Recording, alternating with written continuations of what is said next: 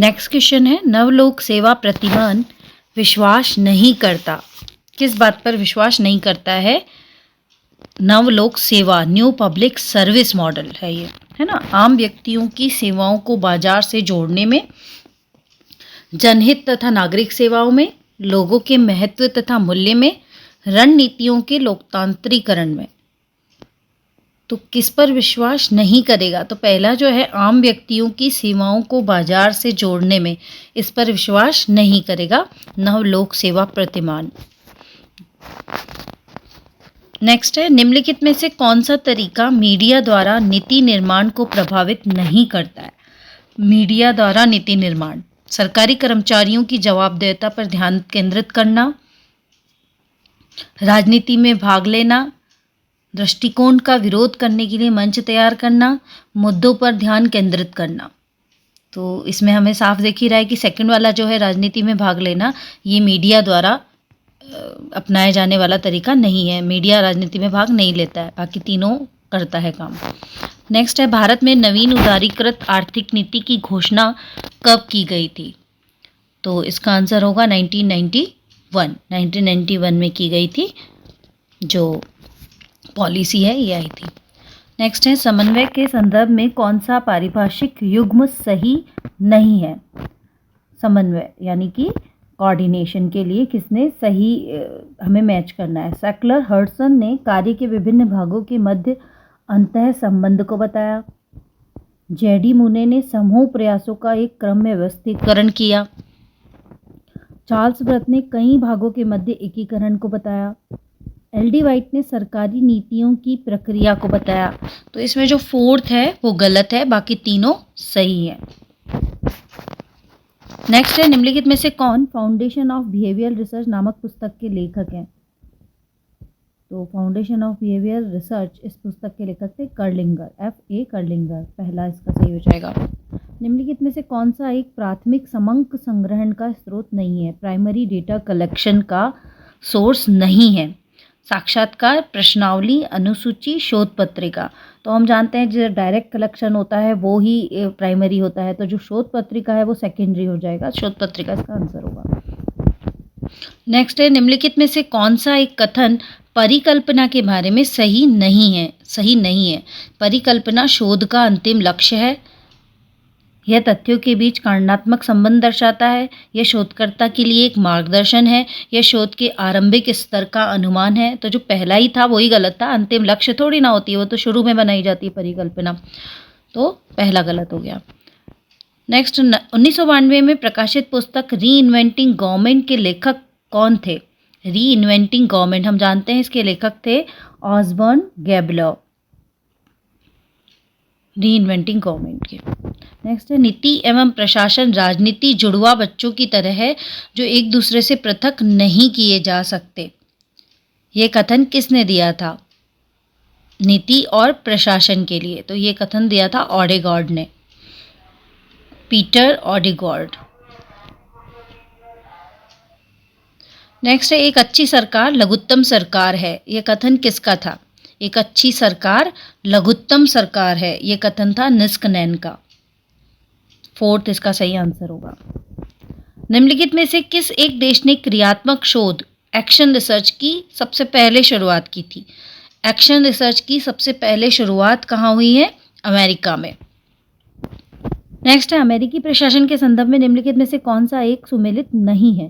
Privacy act, sunshine act, whistleblower protection act, freedom of information act. तो इसमें जो fourth वाला है फ्रीडम ऑफ इंफॉर्मेशन एक्ट, ये गलत है, बाकी तीनों सही हैं। नेक्स्ट है, विज्ञान का संबंध पद्धति से है न कि विषय सामग्री से। निम्न में से ये कथन किसने दिया? विज्ञान का संबंध पद्धति से है ना कि विषय सामग्री से। ये संबंध किसने कहा ये कथन? स्टुअर्ट चेज ने, स्टुअर्ट चेज।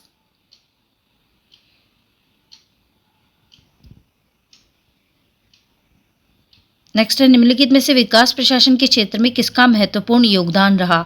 विकास प्रशासन की जब बात आती है तो विडनर का नाम हमेशा आता है याद, तो विडनर याद रखिएगा। विकास प्रशासन आ रहा है तो विडनर। निर्गम नीति एग्जिट पॉलिसी क्या है? एग्जिट पॉलिसी क्या है? बीमार उद्योगों को हटाना या बेचना, प्रदूषणकारी उद्योगों को शहर से बाहर रखना, खतरनाक उद्योगों से बच्चों को दूर रखना या विदेशी बहुराष्ट्रीय कंपनियों को देश से बाहर रखना। तो इसका आंसर हो जाएगा पहला, बीमार उद्योगों को हटाना या बेचना। निम्नलिखित में से किसी एक विचारक को नीति एवं प्रशासन के मध्य एक सुनिश्चित भेद करने का श्रेय प्राप्त है? किसने पॉलिसी और एडमिनिस्ट्रेशन के मध्य भेद किया? तो वो थे वुड्रो विल्सन, जिन्होंने कहा कि यहाँ नीति मतलब राजनीति की बात हो रही है, नीति राजनीति या पॉलिसी उन सब की बात हो रही है, वुड्रो विल्सन।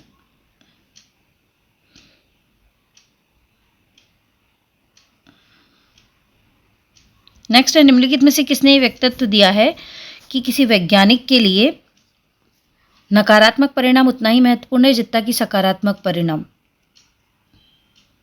तो ये कथन था पीवी यंग का।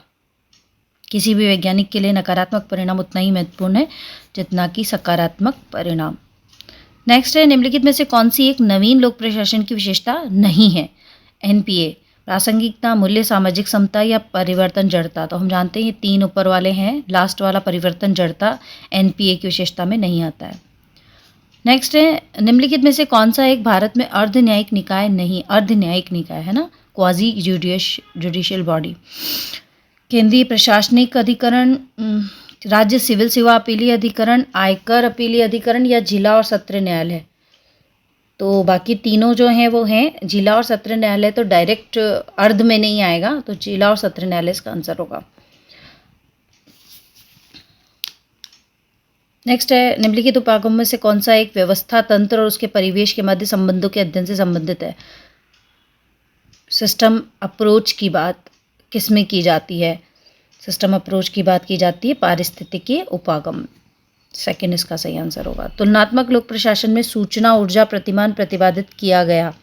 सूचना ऊर्जा प्रतिमान, इंफॉर्मेशन एनर्जी मॉडल,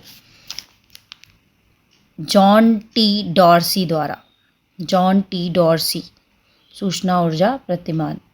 लेकिन निम्नलिखित में से कौन सा एक देव निदर्शन का प्रकार है? देव निदर्शन का प्रकार, quota sampling, multi stage sampling, convenience sampling या प्रपोजिव सैम्पलिंग। तो इसमें सेकंड वाला इसका आंसर होगा, मल्टी स्टेज सैम्पलिंग।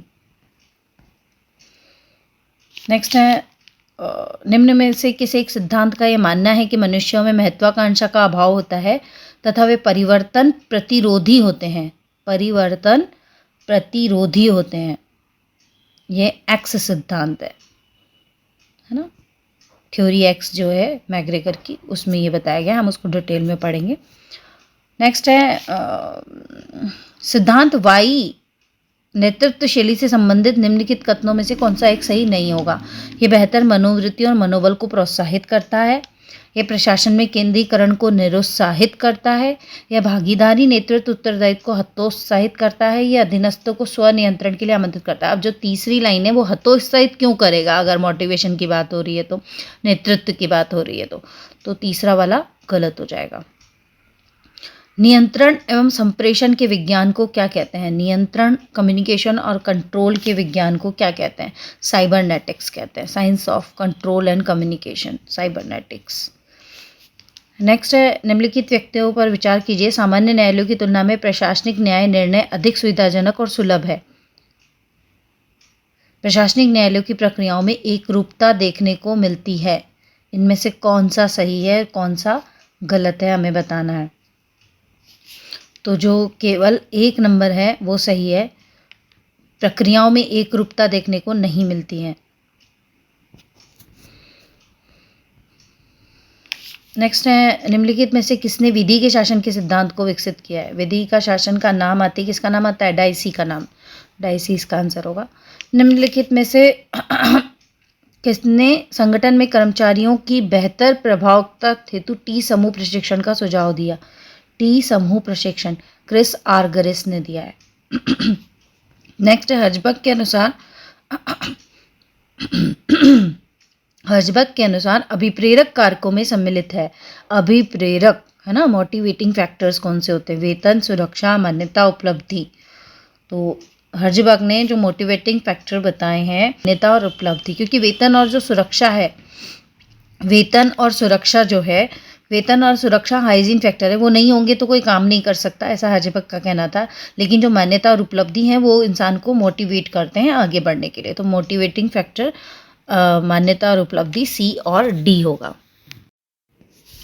यदि हमारी सभ्यता विफल होती है तो ये मुख्यतः प्रशासन के ध्वस्त होने का कारण होगा। किसने कहा था ये सेंटेंस? किसका था ये सेंटेंस? था डॉन हम का। डॉन हम इसका आंसर होगा। ये बहुत बार पूछा गया है, बहुत इंपॉर्टेंट है। निम्नलिखित में से कौन सा एक प्रत्यायोजित विधान का उत्पाद नहीं है? डेलीगेट लेजिस्लेशन का प्रोडक्ट नहीं होता, मतलब उसके बाद उत्पन्न नहीं होता। नियम, विनियम, उपविधि या संसदीय अधिनियम।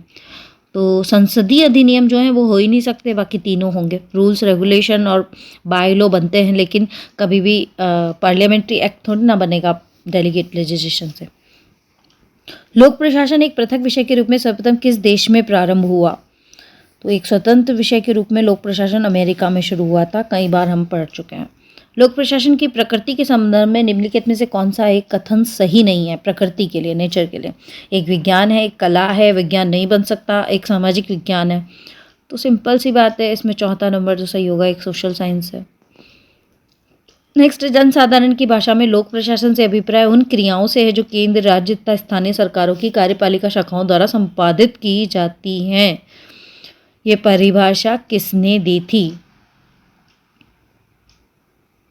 साइमन ने। ये परिभाषा किसकी है? साइमन की। पोस्ट कॉप अवधारणा लोक प्रशासन की किस विषय वस्तु से संबंधित है? पोस्ट कॉप किससे संबंधित है? लूथर गुलिक का ये सिद्धांत संबंधित है स्कोप से, एरिया से। किसके स्कोप से? कि वो बताता है कार्य क्या होने चाहिए एक पब्लिक एडमिनिस्ट्रेशन के या एडमिनिस्ट्रेटर के। पोस्ट कॉप एरिया भी बताता है पब्लिक एडमिनिस्ट्रेशन का, तो स्कोप में आता है ये। इन कारणों से लोक प्रशासन का महत्व बढ़ गया है। इन कारणों से लोक प्रशासन महत्व बढ़ गया है। लोक कल्याणकारी राज्य, विश्व युद्ध, आर्थिक नियोजन या तकनीकी अभिवृद्धि, इनमें से कौन से कारण होंगे जिस कारण लोक प्रशासन का जो बढ़ गया है? तो चारों ही जो कारण है वो सही है, महत्व बढ़ा रहे हैं चारों ही कारण।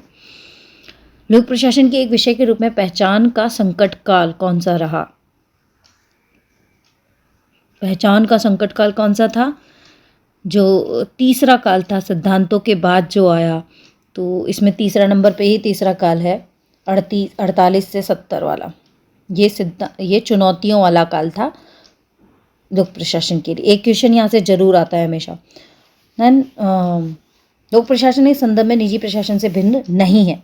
उत्पादकता के संबंध में, विधायी उत्तरदायित्व के संबंध में, वित्तीय प्रतिफल के संबंध में, या सभी? तो उत्पादकता के संदर्भ में भिन्न नहीं होता, क्योंकि गवर्नमेंट ऑर्गेनाइजेशन भी प्रोडक्टिविटी सेम रख सकता है।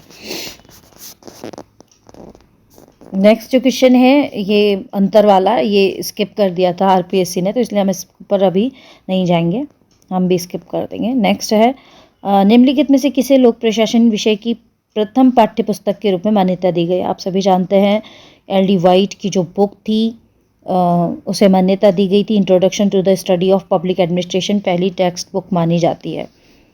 निम्नलिखित में से कौन सा एक विद्वान राजनीति प्रशासन द्विभाजन से संबद्ध रहा है? राजनीति प्रशासन के द्विभाजन की बात की है वुड्रो विल्सन ने। Woodrow Wilson. लोक प्रशासन में प्रशासनिक विधि का अध्ययन मूलतः इस विषय से लिया गया है, प्रशासनिक विधि। जब लॉ की बात आ रही है तो कौन सा विषय हो गया? कानून से लिया गया है। लोक प्रशासन विषय की जड़ें सर्वाधिक जुड़ी हुई हैं। किससे जुड़ी हुई हैं लोक प्रशासन विषय की जड़ें? सर्वाधिक राजनीति विज्ञान से। लूथर गुलिक के अनुसार संगठन के कितने आधार होते हैं? संगठन के आधार, है संगठन के आधार कितने बताए थे लूथर गुलिक ने? 4, पर्पस, प्रोसेस, पर्सन, प्लेस। निम्नलिखित में से कौन सी एक औपचारिक संगठन की विशेषता नहीं है? औपचारिक है ना, फॉर्मल ऑर्गेनाइजेशन की बात हो रही है। Social relationship, unity of command, delegate of authority and clear division of labour. तो यहाँ पर पहला जो है वो नहीं होगा, सोशल रिलेशनशिप होता है तो फिर वो अनौपचारिक संगठन हो जाता है। निम्नलिखित में से कौन सा एक संगठन का आधारभूत तत्व नहीं माना जाता? Purpose, process, person, place. वही आ रहे हैं लूथर गुलिग वाले। तो तीसरा जो है वो गलत हो जाएगा, प्राधिकार। निम्नलिखित में से कौन सा एक अनौपचारिक संगठन का लक्षण है? अनौपचारिक कहा गया आप, personal relation, rule based behaviour, hierarchy system या वेल प्लान सिस्टम। तो हम जानते हैं कि अनौपचारिक संगठन बनते ही पर्सनल रिलेशन पे, तो पहला इसका सही हो जाएगा। एल उर्विक द्वारा संगठन के कितने सिद्धांत प्रतिपादित किए गए? उर्विक ने संगठन के कितने सिद्धांत बताए हैं? उर्विक ने संगठन के 8 सिद्धांत बताए हैं, 8 प्रिंसिपल्स। एक पदसुपन संगठन का सामान्यतः आकार होता है, कैसा आकार होता है? सर्किल, पिरामिड, स्क्वायर या हेक्सागोनल? पिरामिड जैसा। सेकंड इसका सही होगा। और निम्नलिखित में से कौन सा एक नियंत्रण की सीमा का निर्धारक तत्व नहीं है? नियंत्रण की सीमा, वर्क, टाइम, प्लेस या सबऑर्डिनेट? तो सबऑर्डिनेट निर्धारक तत्व नहीं हो सकते, बाकी 3 हो सकते हैं। तो ये था ये पेपर जो बहुत ही इजी था। 80 से 90% क्वेश्चन डायरेक्ट क्वेश्चन थे जो बिल्कुल सिंपल सोबर थे। अगर इस तरह का पेपर आता है तो बहुत ही हाई मेरिट जाने वाली है। ये लास्ट पेपर था जो हुआ था आरपीएससी असिस्टेंट प्रोफेसर का। नेक्स्ट पेपर के लिए आप नेक्स्ट वीडियो देखिएगा और कमेंट करके ज़रूर बताइएगा कि आप और कैसा चाह रहे हैं, किस तरह की वीडियोस चाह रहे हैं। ठीक है।